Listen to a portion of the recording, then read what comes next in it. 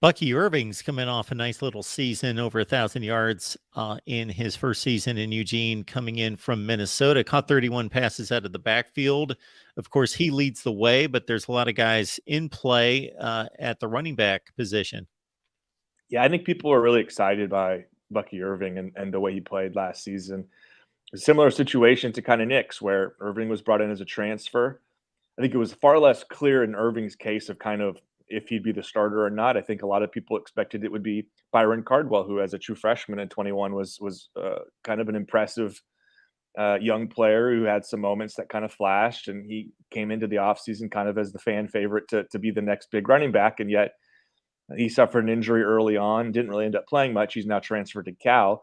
And here's Irving, as you got the stats up on the screen, ran for over 1,000 yards. The 6.8 yards per carry, I think, is the third most by an Oregon running back in school history. I know Pro Football Focus thought really highly of Irving. I think it was their fifth or sixth best running back grade in the country this last year. So somebody that the experts think really highly of, and I know Oregon fans do too. And as you said, he's not the only one, and I think that's the other part you get excited about with this backfield is Irving comes back, but Noah Whittington, who ran for over 700 yards this last season, is back as well. Was a player who was very, very capable, and those guys kind of really, it was almost a timeshare at times a year ago.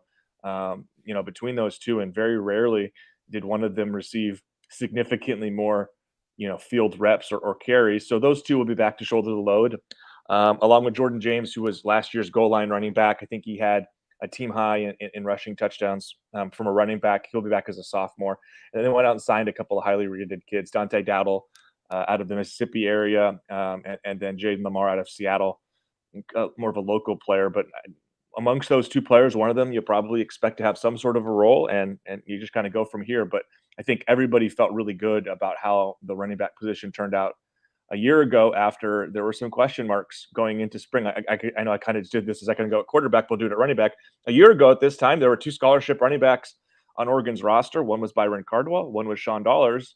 Both those players have now transferred, and yet I think everybody feels like the running back room is in a better place on February 16th, 2023 than it was on February 16th, 2022.